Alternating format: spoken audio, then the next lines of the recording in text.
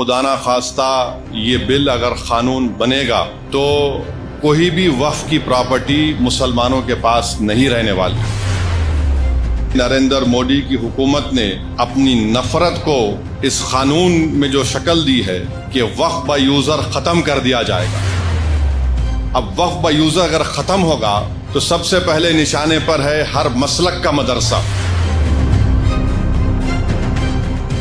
जो बीजेपी की हुकूमत पूरे मुल्क में वक्फ की जायदाद का जो बिल लेकर आई है, मैं सिर्फ मुख्तसर से अल्फाज में अपनी बात को बोलकर यहाँ से रुखसत हो जाऊंगा कि अगर ये खुदा ना खास्ता ये बिल अगर कानून बनेगा तो कोई भी वक्फ की प्रॉपर्टी मुसलमानों के पास नहीं रहने वाली, सब हुकूमत के कब्जे में चला जाएगा। और जिस मंसूबाबंद तरीके से नरेंद्र मोदी की हुकूमत ने अपनी नफरत को इस कानून में जो शक्ल दी है कि मिसाल के तौर पर वे कहते हैं कि वक्फ बाय यूजर खत्म कर दिया जाएगा। अब वक्फ बाय यूजर अगर खत्म होगा तो सबसे पहले निशाने पर है हर मसलक का मदरसा। मदरसा किसी की जाती मिल्कियत नहीं होती है, तो हर मसलक का मदरसा इनके निशाने पर है। बोलेंगे नहीं, अब वक्फ बाय यूजर का कानून सेक्शन 3 को हमने खत्म कर दिया, अब हम तय करेंगे कि कौन उसका मालिक है। दूसरा, हैदराबाद की मक्का मस्जिद है, कानून ये बोल रहा है कि रजिस्टर्ड डीड लेकर आओ आप। तेलंगाना में 33,000 के करीब वक्फ की जायदाद रजिस्टर्ड है। 90% उन जायदादों के पास कोई रजिस्टर्ड डीड ही नहीं है, कोई रजिस्टर्ड डीड नहीं है। तो हुकूमत बोलेंगी देखिए अब आपके पास रजिस्टर्ड डीड नहीं है, वक्फ बाय यूजर खत्म हो गया, अब हम इस पर कब्जा कर लेंगे। खबरस्तान है, खबरस्तान के कोई कागज नहीं है। खानखाएं हैं, कोई कागज नहीं है। दरगाहें हैं, कोई कागज नहीं है। क्या है? वक्फ बाय यूजर है। अगर वक्फ बाय यूजर चला जाएगा तो ये सब खत्म हो जाएंगे, और ना सिर्फ ये खत्म हो जाएंगे बल्कि खुदा ना खास्ता जितनी मस्जिद की कमेटियां हैं उसमें भी वो लोग बोलेंगे कि हम बीजेपी के लोगों को कमेटी का मेंबर बनाएंगे। आप नमाज पढ़िए, इससे आपको क्या करना है। और ये बिल में यहां तक लिखा गया है कि इस अगर वो कानून बनेगा तो उसके रूल्स भी नरेंद्र मोदी दिल्ली में बैठ के बनाएंगे। उस बिल में यह भी लिखा गया कि अगर वक्फ बोर्ड किसी के खिलाफ एक्शन लेना है तो नरेंद्र मोदी से पूछना पड़ेगा। उस बिल में यह भी लिखा गया है कि सेंट्रल वक्फ काउंसिल में सिर्फ एक मिनिस्टर को छोड़कर, वजारत अखिलती बहबूद के मिनिस्टर को छोड़कर सब मुसलमान मेंबर बनते हैं। अब उस बिल में कहा गया कि ये कम से कम 2 बनेंगे, 2 बनेंगे। अब हुकूमत 7 भी बना सकती।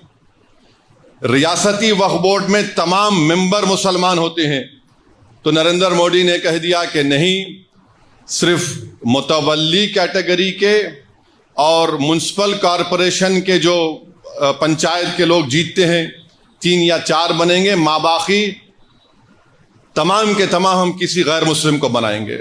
रियासती वक्फ बोर्ड में इलेक्शन होता था मुतवल्ली कैटेगरी का, बार काउंसिल के कैटेगरी का, एमएलए कैटेगरी का, एमपी कैटेगरी का, सब खत्म। हुकूमत उनको नामजद करेगी। और याद रखिए, मैं खुल के कह रहा हूं, इसके पीछे ये लोग भी हैं जो खत्म नबुव्वत के मुनकरीन हैं। ये शयातीन, ये गंदी नाली के कीड़े इसके पीछे हैं। इनका मकसद एक ही है कि किसी ना किसी तरह ये वक्फ के कानून को खत्म कर दिया जाए। तो इसमें बहुत सी शैतानी ताकतें मुलविस हैं। और वक्फ का ट्राइब्यूनल है। अब वक्फ के ट्राइब्यूनल में एक डिस्ट्रिक्ट जज chief justice of high court appoint करते हैं रियासत के। फिर एक शख्स का अपॉइंटमेंट होता है जिसको शरीयत के बारे में इल्म हो, और एक जिम्मेदार आदमी को। नरेंद्र मोदी ये कह रहे हैं कि अब डिस्ट्रिक्ट जज जो चीफ जस्टिस हाई कोर्ट का अपॉइंट करता नहीं, वो रिटायर्ड जज होगा और एक रिटायर्ड गवर्नमेंट एम्प्लॉय होगा। मेरा जो मुशाहिदा है, जितने गवर्नमेंट के इस तरह के इंक्वायरी कमिटीज बनते हैं जिसमें रिटायर्ड जज होते हैं, एक रिटायर्ड गवर्नमेंट का सर्वेंट होता है। मिसाल के तौर पर बरसों पहले मुफ्ती गयास को मालूम होगा, 1996 میں تالاب کٹے میں ایک فائرنگ ہوئی تھی جس میں ایک معصوم عورت فرسٹ فلور پہ تھی، شہید ہو گئی تھی. وہ کمیٹی میں کہہ دیا گیا کہ پولیس نے اپنی جان بچانے کے لیے فائرنگ کی. رپورٹ ہے، شاید کچھ نام ہے کمیٹی کا. پھر مکہ مسجد کی رپورٹ ہے، وہ آج تک نہیں نکلی.